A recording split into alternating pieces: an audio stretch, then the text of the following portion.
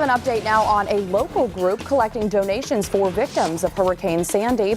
On Friday, we first told you about G Adventures. The tourism business was collecting food and other items to bring down to New York in their biodiesel bus. Today, we've learned the group has received an overwhelming response, both from individuals and businesses looking to help. They'll be bringing it all down to Queens tomorrow morning.